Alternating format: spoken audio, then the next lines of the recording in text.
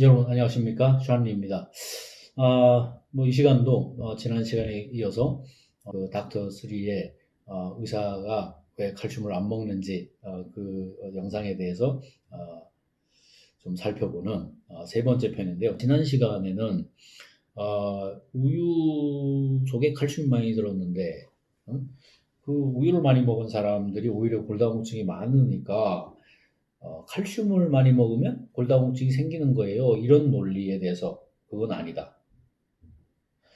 우유를 많이 먹은 사람들이 오히려 골다공증에 많이 걸리는 이유는 우유는 산성 음식이기 때문에 우리 몸에 들어가서 우리 몸을 산성화시키기 때문에 우리 몸에서는 뼈 속에 들어있는 칼슘을 꺼내다가 우리 몸을 중화시키기 위해서 그걸 쓰다 보니 뼈가 더 약해지는 거다. 뭐 그런 이야기를 드렸습니다.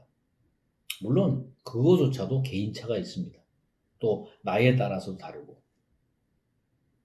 뭐 그런 이야기는 또 나중에 드릴 기회가 있을 것이고요. 그래서 지난 시간에 이어서 세 번째 이야기를 더 진행을 해보면요. 이제부터는 조금 더 시리어스한 얘기가 나옵니다. 지금 이분의 주장 중에 어떤 이야기가 있냐면 비타민 D3와 칼슘을 동시에 복용하는 논문을 분석해서 요약했다 이런 이야기를 하고 있는데요. 비타민 D3와 칼슘 그 두 가지를 동시에 복용을 하면 이 논문의 결과는 뭐냐면요. 골절 예방에 거의 효과가 없었다. 하지만 칼슘 단독 복용한 것보다 훨씬 좋은 결과를 나타냈다. 이것은 아마도 비타민 D3가 칼슘 섭취 증가에 따른 부작용을 상쇄한 것이다. 그 다음 좀 더 읽어보죠. 칼슘 없이 비타민 D3 단독요법을 사용한 경우에 골다공증에 의한 골절 예방 효과가 상당히 있음이 증명됐다. 무슨 얘기인가요? 칼슘은 안 먹고 비타민 D3만 단독으로 먹었더니 골다공증에 의한 골절 예방 효과가 상당히 있었다. 따라서 골다공증은 칼슘 결핍에 의해서 발생되는 것이 아니다. 그리고 나는 40대 중반의 남성입니다. 내가 칼슘 보충제를 먹지 않는 진짜 이유. 끝까지 읽어봅시다. 나는 40대 중반의 남성입니다. 헬스조선의 황유진 인턴 기자가 쓴 기사에서 칼슘은 많이 먹어도 문제, 심장병 사망 위험이 높다.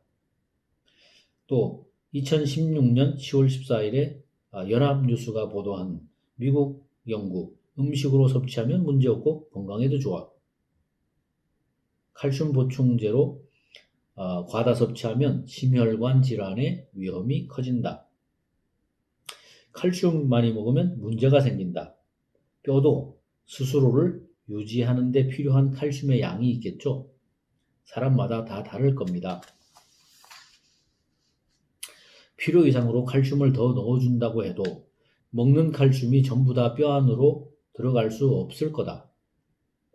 그렇게 되면 갈 곳을 잃은 칼슘이 가서는 안 되는 곳에 가서 문제를 일으킬 수 있다. 칼슘이 뼈 안으로 가지 못하면 다른 어딘가로 갈 수밖에 없겠죠.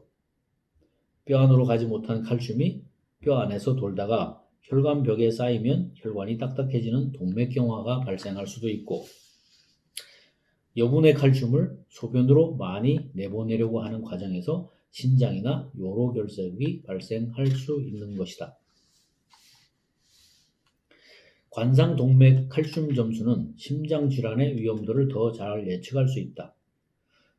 심혈관계 질환의 위험에서 안전하게 하기 위해서는 관상동맥의 칼슘 점수가 1도 나오면 안 된다. 우선은 여기까지 좀 얘기를 하고 가야 될 것 같아요. 자, 지금 얘기가 어떻게 시작했냐면요. 내가 칼슘 보충제를 왜 안 먹냐 이야기를 지금 하고 있는데 처음에 어떤 얘기를 했냐면 비타민 D3하고 칼슘하고 같이 먹었더니 효과가 없었대요. 골절 예방에 효과가 없었대요. 그러면 골밀도를 튼튼하게 해주지 않았다는 거고요. 그 다음에 또 얘기한 것은 골다공증에 의한 그 골절 예방 효과를 얻었던 경우는 칼슘 안 먹고 비타민 D3만 먹었을 때 골절이 예방됐다는 거예요. 저는 17년 이상 칼슘만 엎어져서 연구하고 있는 사람인데요. 이런 주장을 처음 들어봅니다. 물론 이분이 어떤 논문이 있다고 얘기를 했는데 모르겠어요. 어떤 논문이 어떤 정도의 믿을 만한 근거 있는 논문인지 모르겠습니다. 자, 이번에는 또 비타민 D3만 있으면 된다는 거잖아요. 칼슘 필요 없고. 그죠? 왜? 칼슘을 먹으면 먹을수록 골절이 되니까 칼슘 넣은 필요 없고 비타민 D3만 먹으면 되는 거야? 이렇게 얘기한 거예요. 그러면 뼈 속에 굉장히 중요한 성분 중에 하나가 칼슘인데 그걸 배제하고 어떻게 뼈를 튼튼하게 할 수 있다는 이야기인지를 모르겠어요. 그러니까 비타민 D만 줘서 튼튼하게 할 수 있다? 근데 여기 이제 하나의 힌트는 있는 것 같아요. 우리가 건강 보충제로서의 칼슘은 위험하고 우리가 식품에서 먹는 칼슘 그건 안전하다 뭐 이런 식의 얘기를 하는 거니까 지금 이분의 얘기의 주제는 이런 것 같아요. 그렇게 써있지는 않지만 제가 좋게 정말 나이스하게 해석을 해드리면 여러분들이 먹는 음식 속에서 칼슘이 많이 들어있어요. 그런데 비타민 D를 주면은 거기에 있는 칼슘을 잘 꺼내다가 우리 피 속으로 보내줄 테니 굳이 뭔 다른 칼슘을 먹어야 되겠느냐? 비타민 D만 먹으면 돼요. 지금 이런 이야기를 하는 겁니다. 자, 거기까지 양보해서 말이 한 반쯤은 맞다고 할 수 있어요. 근데 그럼에도 불구하고 우리가 먹는 식품에 있는 그 칼슘을 비타민 D가 꺼내서 우리 몸에 갖다 줘야 된다고 하는 사실은 변함이 없어요. 그렇다고 하면 예를 들어서 어떤 분은 먹는 음식에 칼슘이 부족한 상태로 음식을 드실 수도 있고요. 어떤 분은 뭐 충분할 수도 있어요. 그러면 충분하지 않은 칼슘이 들어있는 음식을 먹는 분의 경우에 과연 비타민 D가 무슨 일을 할 수 있을까요? 우리가 이런 겁니다. 부뚜막에 소금도 넣어야 짜다고 했을 때 전제는 부뚜막에 소금이 있어야 되는 거예요. 그런데 지금 이분의 말씀은 비타민 D3가 칼슘을 이동시켜 줄 거라고 전제하는 거예요. 근데 문제는 칼슘이 있어야지 이동시키죠. 근데 칼슘 없이 비타민 D3 단독요법을 사용한 경우에 골다공증에 의한 골절 예방 효과가 있었다고 주장하는 것은 정말로 터무니없는 주장이죠. 앞선 영상에서 제가 말씀드렸는데 애는 배지도 않는데 애 난 거예요. 불은 떼지도 않는데 연기 나는 거고. 이거는 상식의 이야기죠. 우리 뼈가 예를 들어서 대나무 통, 대나무 밥해 먹는 대나무 통이라고 치자고요. 거기에 칼슘이 들어있고 뭐 여러 가지 미네랄이 들어있고 콜라겐이 들어있다고 쳐보세요. 근데 거기서 칼슘이 홀라당 다 빠졌어요. 근데 그 안에 칼슘을 안 채워주고 비타민 D3만 갖다 주면은 그 죽통이 채워질 거다. 말도 안 되는 소리죠. 네? 여러분 어떻게 생각하십니까? 말 됩니까? 말 안 돼요.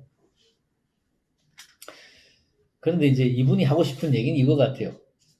그 전기의 끝에 가보면 혈관 벽에 칼슘이 가서 낀다고 하는 면을 지금 강조하고 있고요. 그 다음에 신장에 가서 또는 요로에 가서 결석이 발생할 수 있다고 지금 말하고 있어요.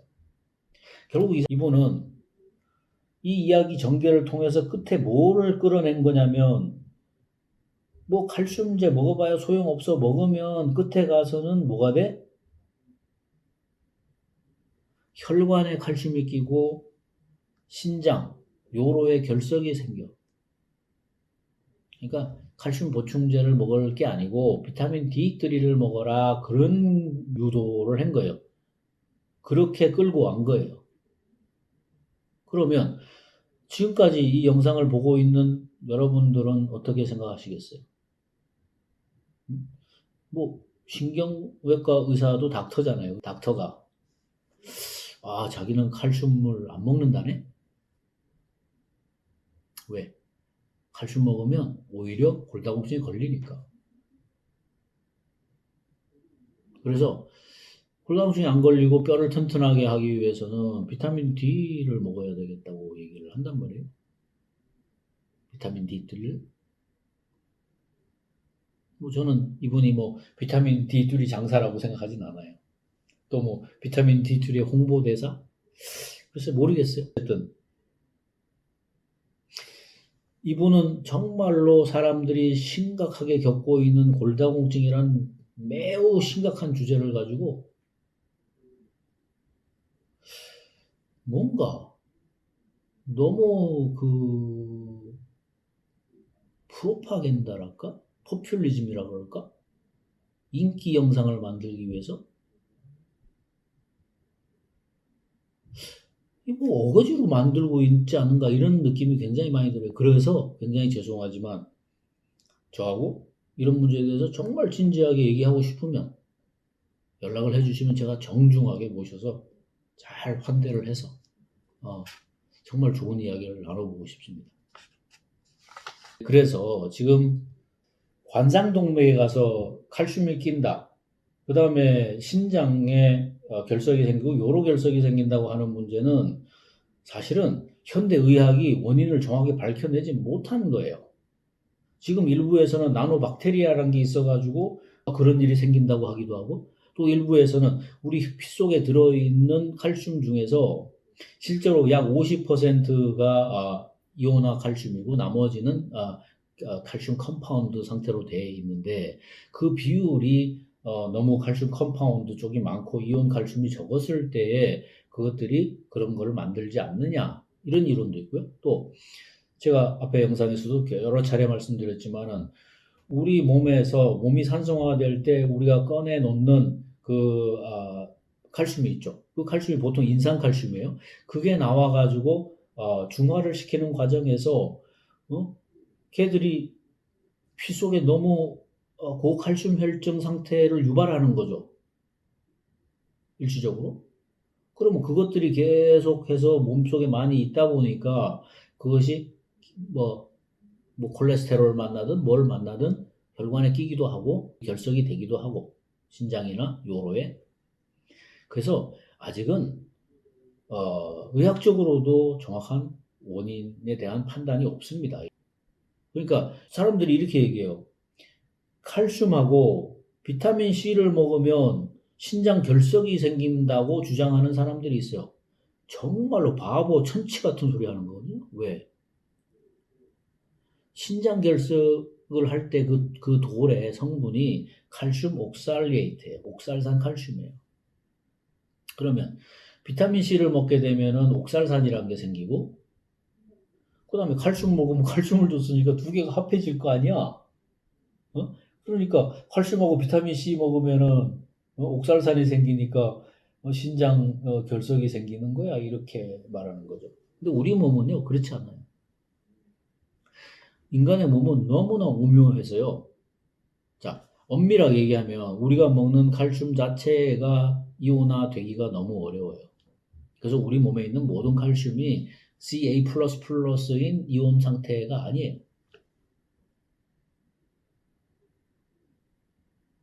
또 지금 옥살산을 만드는 것이 제가 지난번에 언제 영상에서도 말씀드렸는데 그때 그 뉴욕의 뭐 장항준 박사가 비타민 C 뭐 500mg 이상 먹으면 소용없다 이렇게 해서 제가 그때 아마 영상에서도 말씀드렸는데 지금 이 신장 결석을 만든다고 의심이 되는 이 옥살산을 만드는 가장 큰 주범은요 글리신이에요. 글리신. 제가 다음 기회에 한번 그 얘기를 좀 한번 더 해드리면 좋을 것 같으네요. 그래서 지금 칼슘을 먹으니까 신장이나 요로에 결석이 생긴다 하는 것도 넌센스. 혈관에 가서 낀다고 하는 것도 넌센스. 자, 그러면 우리 거꾸로 하나 질문해보죠. 칼슘 보충제라는 거는 먹어본 적도 없는 사람들이 많아요. 우리 인간 중에서. 대한민국 사람이 5,500만 명인데 그 중에서 칼슘 보충제 먹는 분이 몇 분이 될 것 같아요? 뭐 예를 들어서 한 10% 된다 그래서 500만 명이라고 칩시다. 그렇게 얘기하면 500만 명이 다 신장 결석 걸리고 요로 결석 걸리고 혈관에 가서 칼슘 끼고 해야 되죠. 나머지 사람 다 건강해야 되죠.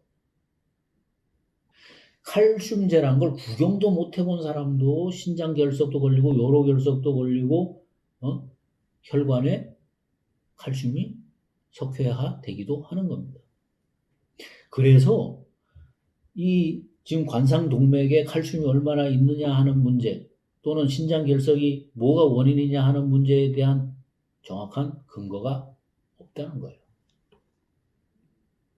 근데 혈관에 칼슘이 꼈으니까 칼슘이 범인이라고 말하는 거, 그게 칼슘 보충제가 범인이라고 말하는 거는 정말로 말이 안 되는 거죠.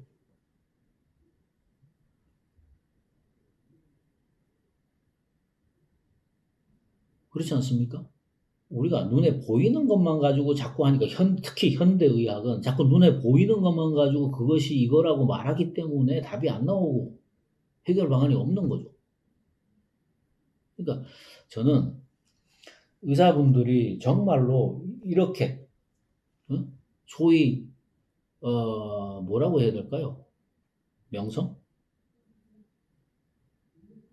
그런 걸 이용해가지고 자기가 하는 말들을 일반 시청자들이, 일반 사람들이 어떤 생각을 하고 어떤 영향을 받을지에 대해서 좀 심각하게 생각해보고 논문을 읽으면 논문이 정말로 가진 의미가 뭔지, 이 논문은 제대로 써진 건지 좀 생각을 해보고 자기 하는 말이 논리가 맞는지도 좀 생각을 해봐야 돼요. 당연하죠. 칼슘에 혈관에, 동맥에, 경동맥에 안 끼면 그게 가장 좋죠. 그죠? 문제는 우리가 어떻게 안 끼게 할 것이냐고 원인이 뭔가를 찾아내야 되는 것이지. 아니, 혈관에 칼슘 꼈으니까 칼슘 안 먹어야 된다고요? 그럼 골다공증 어떻게 할 건데요? 제가 하나 물어볼게요. 수많은 의사들이 자, 골다공증 약 주사 주죠? 비타민 D3 주사 주죠? 그래서 여러분들 중증 골다공증에서 헤어나신 분이 몇 분이나 있으세요? 주위에 물어보세요. 오늘 영상 보고 계신 분 중에서 만약에 병원에 5년, 10년 다니면서 골다공증 주사 맞고 주사 약 먹고 비타민 D3 주사 맞고 거기다 칼슘 먹고 비타민 K2 먹고 했는데 골다공증에서 벗어나셨어요? 아니잖아요. 몇 명이 벗어났어요? 저는 이 문제를 여러분들이 그렇게 뭐 의사가 얘기한다고 그냥 받아들일 수 있는 문제가 아니라고 생각해요. 제발 의사분들이 이 문제에 대해서 좀 시리어스하게 생각을 해야 돼요. 골다공증 있는 사람들이 얼마나 힘든지 자기들이 좀 느껴봐야 돼요. 40살 먹었으니까 자기 뼈 튼튼하다고 그래서 60살, 70살, 80살 먹은 사람들이 겪는 고통을 모른다 그래서 이렇게 말하면 안 되는 거죠. 자, 이게 다 끝이 아니에요. 이게 이야기가 너무 긴데 뭐 한 편 더 해야 될 것 같으네요. 아니면 또 한 편 더 해야 될지도 모르겠고.